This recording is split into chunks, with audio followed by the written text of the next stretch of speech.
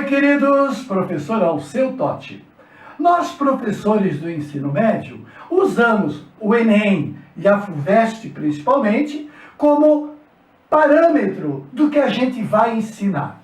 Caiu no Enem? Caiu na FUVEST? Temos que ensinar. É fundamental. E eles são realmente magníficos, esses professores que fazem essas questões. Porque cada questão é uma aula.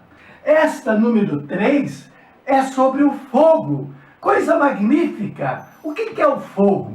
Olha o texto. O fogo é uma reação em cadeia que libera luz e calor. Comentário. O fato de ser uma reação implica em que moléculas chamadas de reagentes quebrem suas estruturas e seus átomos se reagrupem numa formação nova que chamamos de produto da reação.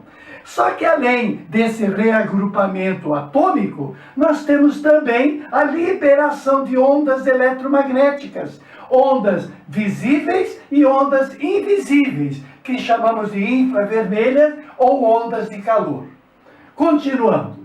3 de seus componentes, isto é, do fogo. De que é feito o fogo? É feito de 3 componentes fundamentais. O combustível, a substância que vai quebrar, o comburente, que vai quebrar junto com ela, e esses 2 é que vão reagrupar seus átomos. Quem é o combustível? Bom, tem os mais variados combustíveis. E qual é o comburente? Esse não tem variação. O comburente é o oxigênio, normalmente do ar atmosférico, que no caso do fogão entra pelas bocas que tem junto com a entrada do gás. Essas boquinhas aonde entra o ar não podem ser fechadas, porque senão a falta do comburente vai impedir a queima completa do combustível.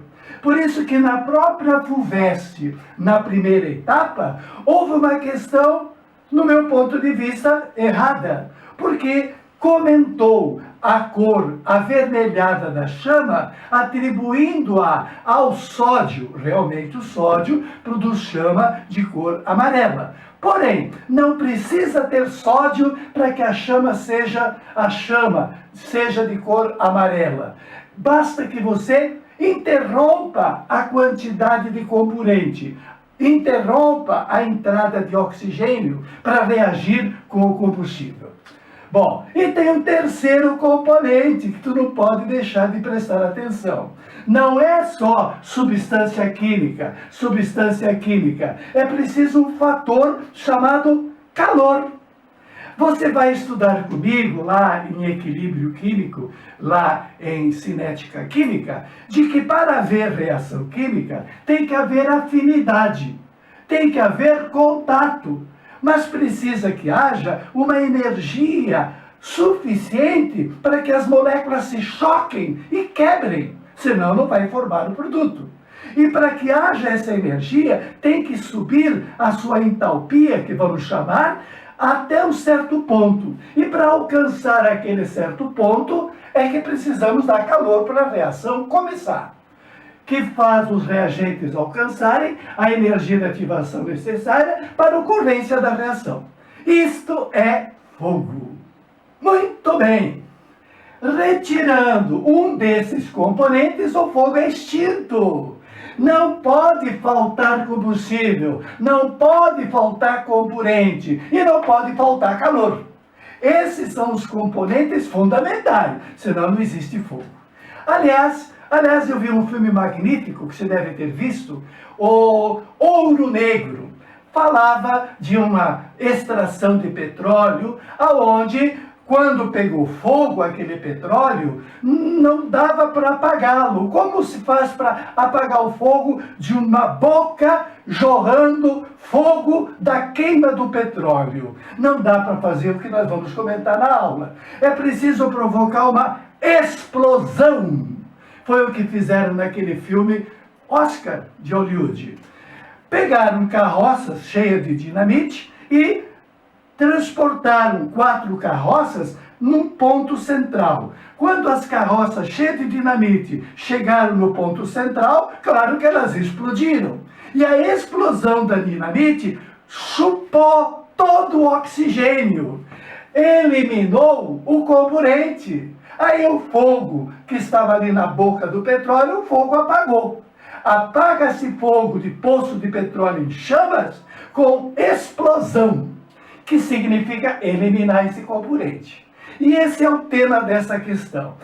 Quais são os fatores que vão eliminar o fogo, que vão eliminar os componentes fundamentais desta reação química? Retirando um desses componentes, o fogo é extinto.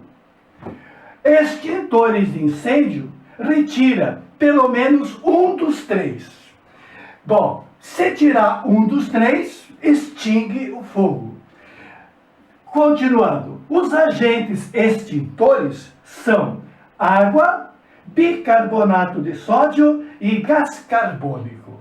Primeira pergunta: em qual dos componentes do fogo agem a água pressurizada, o dióxido de carbono pressurizado e de forma a extingui-lo?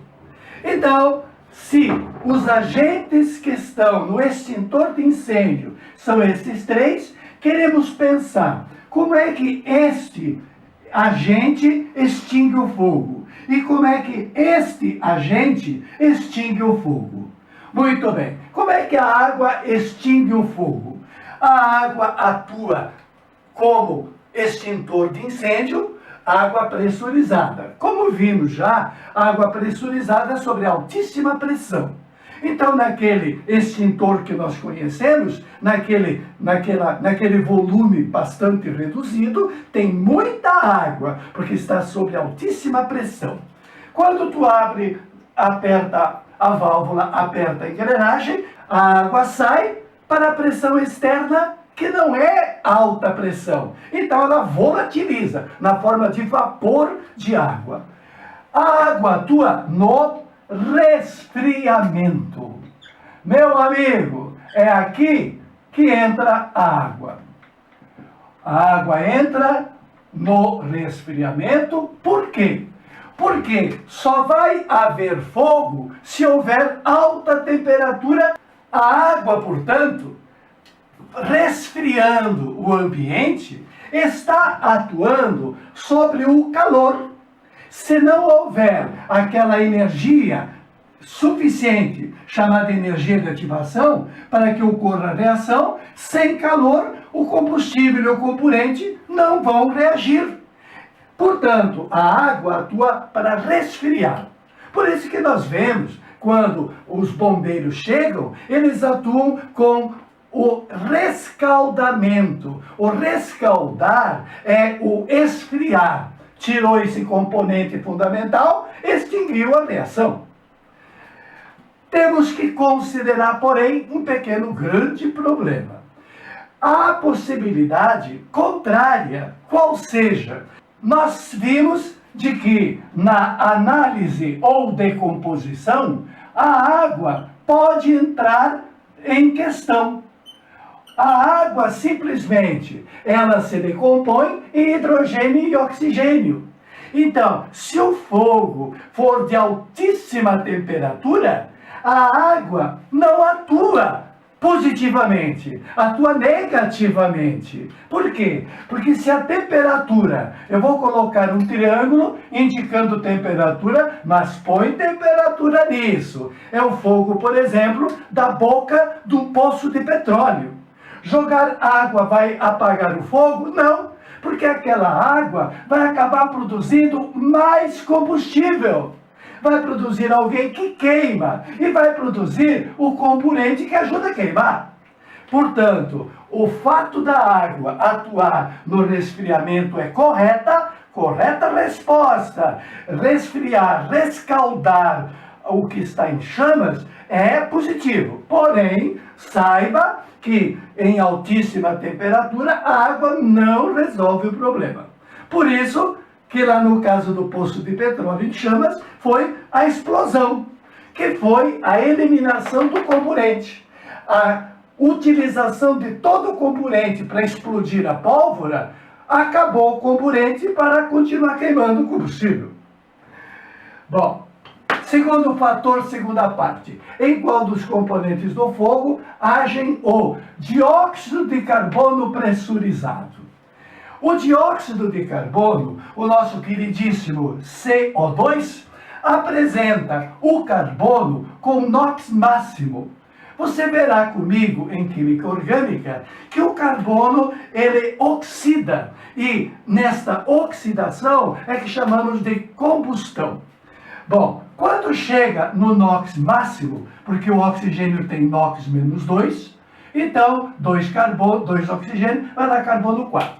O carbono 4 atingiu o máximo, ele não consegue oxidar mais. Se ele não oxida mais, ele não é combustível. Pode colocar no fogo, diferentemente do que eu te falei da água, colocar água em alta temperatura, tu está colocando combustível. Aí que o fogo aumenta.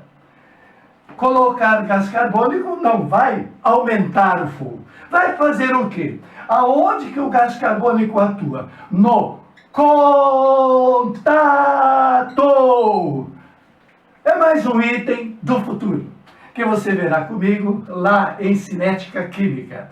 Para que haja reação química, é preciso que haja afinidade, é preciso que haja contato. Contato do oxigênio com o combustível.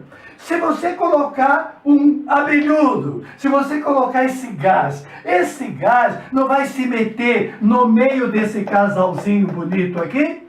Esse casalzinho vai ter um cara que vai atrapalhar a história, um tapa-fogo. O gás carbônico atua impedindo a facilitação do contato. O contato será comprometido com a presença do gás carbônico. Só isso. Olha que maravilha, que inteligência. O gás carbônico apaga o fogo porque impede que haja reação, uma vez que eles não têm contato. Amor platônico aqui não resolve. Aqui tem que ser um amor contato físico. Legal. A letra B da questão eu vou ler inteira, porque eu tive que abreviar por falta de espaço. A descarga inadvertida do extintor contendo dióxido de carbono pressurizado em um ambiente pequeno e confinado constitui um risco à saúde das pessoas que estejam nesse ambiente. Explique o motivo. Então aquela brincadeira de ligar o extintor e dar aquela fumaceira é uma brincadeira muito ruim. Por quê? O dióxido de carbono constitui um risco às pessoas em ambiente fechado. Por quê? Aliás, em menos proporção, o fato de você estar na sala de aula com janelas fechadas, está frio, tem que fechar a janela, fecha a porta. Aí ficam os 30, 40 alunos na sala de aula e no intervalo sai e volta, fecha a porta. Naquele ambiente você vai ter muito dióxido de carbono, porque tu inspira 0,04% e tu expira 4% de CO2. Este acúmulo vai dar o mesmo efeito dessa brincadeira idiota de acionar o extintor de incêndio com dióxido de carbono pressurizado. O que vai acontecer? O dióxido de carbono é classificado, como veremos, como óxido ácido, porque o seu acompanhante, o acompanhante do oxigênio, é um ametal. O óxido que tem metal será básico. O óxido que tem ametal será óxido ácido. Por quê? Porque dentro d'água vai me dar o ácido. E qual é o ácido? O ácido carbônico. Só que o ácido carbônico, ele se ioniza. Ele produz H+, e produz bicarbonato, que nós veremos por que desse nome. Bom, então, essencialmente, onde é que está a questão de risco? Onde é que está a questão de risco? É que o CO2 pressurizado, naquele ambiente fechado, vai dar uma produção violenta de gás carbônico. E a pessoa que respira, claro, nós somos praticamente quase água. Nós temos muita água, principalmente no cérebro. Por isso que tu não pode beber álcool. O álcool vai direto para o cérebro fazer ligação com moléculas de água, tirando água do cérebro. Aí tu fica doidão, porque está faltando água, cara. Bom, o gás carbônico vai produzir o que nos interessa, H+. E nós teremos o muito prazer de concluir a físico-química explicando o pH. pH é uma forma de medir a acidez e a basicidade. O pH é medido matematicamente pelo logaritmo negativo da quantidade desse personagem que está sendo produzido pelo gás carbônico. Esse logaritmo negativo pode ser expresso pelo logaritmo do inverso. Então, de uma forma bem didática, bem tranquila, eu posso te dizer que o tal do pH tão famoso é fator do H. Quando a quantidade de H aumenta, que foi o caso de respirar muito gás carbônico na sala de aula fechada e quando aciona involuntariamente, talvez, o extintor de incêndio. E o aumento da quantidade hidrogeniônica provocada pela reação do dióxido de carbono, esse aumento significa aumento de um denominador, o que acarreta diminuição do quociente, mais H+, menos pH. Por isso que a situação de medição de pH aparentemente é o contrário, porque muito ácido, baixo pH. O pH ácido é o pH abaixo de 7. Acima de 7 é pH básico ou alcalino. Com um detalhe, a vida, nós seres humanos, temos no sangue um pH específico entre 7,3 e 7,5. O pH ideal para uma pessoa é 7,45. Portanto, o pH do nosso sangue é um pH básico, é um pH alcalino. Pois bem, respirou CO2 em ambiente fechado, respirou CO2 porque o extintor de incêndio na base do dióxido de carbono foi acionado, aumentou a quantidade de H no sangue, diminuiu o pH. E o mal-estar é direto. Se o pH vai diminuindo, o mal-estar vai acontecendo, podendo acontecer, inclusive, da pessoa morrer. Se passar do limite, bau, a pessoa morre. O fenômeno da acidose, que é o fenômeno de pH abaixo de 7,3, ou próximo de 7,3, é o efeito concreto do dióxido de carbono.